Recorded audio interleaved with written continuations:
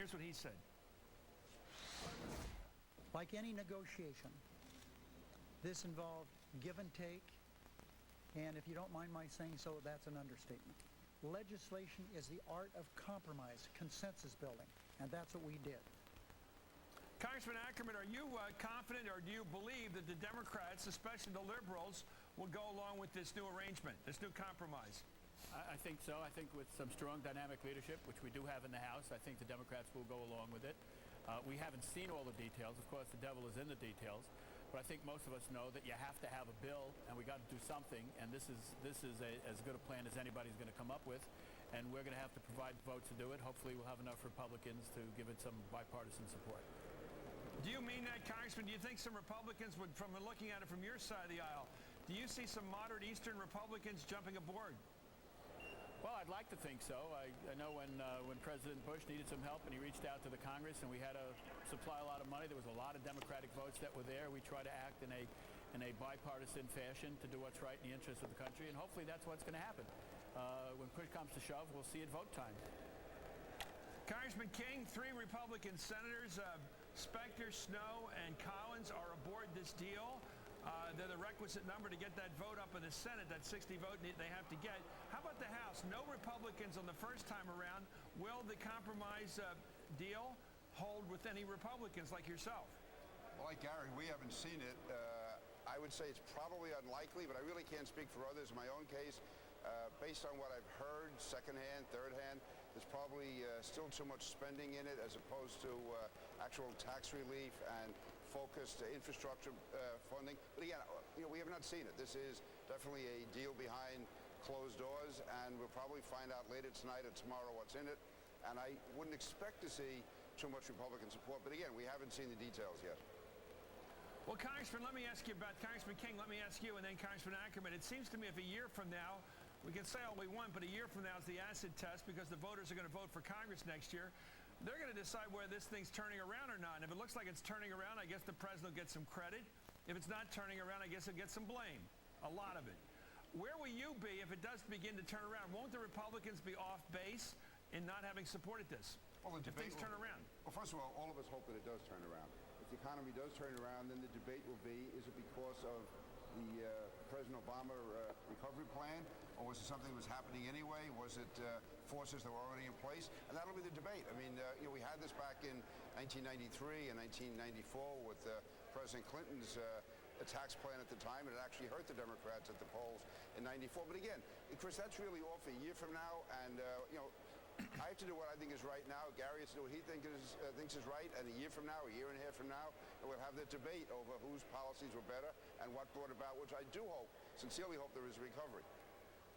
Let me ask you, Congressman Ackerman, will you blame the Republicans if you got a good turnaround next year for having opposed this only game in town, this economic recovery bill? Well, I think that's up to the public, and I think the public certainly will blame the Republicans if the economy turns around, as Peter and I both hope that it will. It's not really the blame game, but the public will draw its conclusions. I know that when we did a lot of tax cuts, which we did under the Bush administration, the question is, how did that work out for the American people? And I think the answer was disastrously. I think a stimulus package has to have a lot of spending. Tax cuts are not very stimulating, although they're welcomed by the people who get them. We'd all like them. But we understand that we got to get money into the system, and we have to get public confidence up. The blame game is something we do play here in Washington, and we're going to see that at play in spades. Well, let's take a look at Mike Capuano, the congressman from Massachusetts, from Tip O'Neill's old 8th Congressional District. Here he is whacking the financial industry in New York in today's hearings, whacking away at them.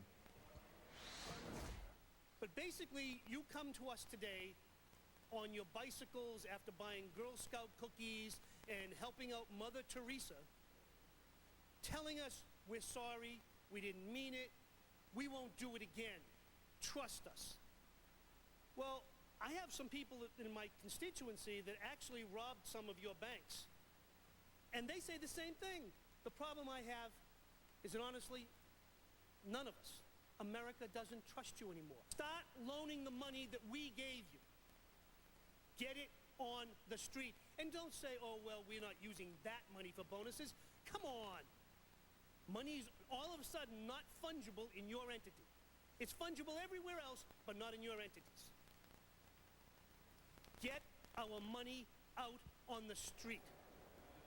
Well, Congressman Ackerman, is that demagoguery, or has he got a point? I mean, it's not like the old days of Mr. Potter at the bank was sitting on $1 million and deciding whether they would lend it or not. From what I understand from the experts, it's the inability of banks to get money to lend.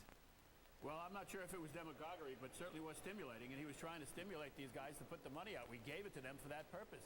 And for them to sit on it, make their balance sheets look better, do bottom fishing, and buy cheaper institutions and other banks so that they can make more money down the end and make their balance sheet look better is unconscionable when people are hurting. People are looking, as he pointed out, to sending their kids to school, and they need college loans, they need to buy cars, they need to lease cars, they need to buy homes, they need to refinance, they need to pay off their credit card debt, and go about life as usual. We provided tons of billions of dollars to do that, and it went into the pockets of a bunch of greedy people. Demagogue away, But I don't as far as understand. I'm concerned. Why would you tell a business person who makes money by knowing how to make money? That's what they do for a living, by the way, these bank presidents. These aren't honorific titles. They're supposedly good and have some moxie.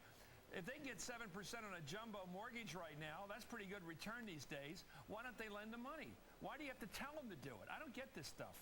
If there's money in banking, and these guys all have nice suits and live well, and they've been smart in the past, why don't they lend the money in their own interest? I don't get it. Well, first of all, they know how to lend money, but what they do is know how to make money, and they're making money for themselves. They're not putting it out in the streets. And what they're doing by raising rates at this critical time when we're looking to drum up more business and have public confidence is they're acting like war profiteers. They're raising the rates. They're lowering people's credit lines. They're taking away lines of home equity that have been well established by people who've personally done nothing to violate the terms or conditions of their own personal loans and are yet suffering from this. These people have to sometimes be yelled at and scolded. They have to be reminded. Congressman They say King. they get it. Okay, Congressman King, let's talk about the free enterprise system and the notion we have that smart, rational thinking and, let's face it, self-interest works for the whole country. It's a basic belief of American life that the self-interest of a business person is good for everybody. How come now we don't trust that anymore? Well, I think we should more than, I would more than Gary does, put it that way. Because the banks, I'm not here to defend the bankers, but they are in a tough situation that the regulators are requiring them to have more reserves before they lend. So they're sort of caught in a catch-22.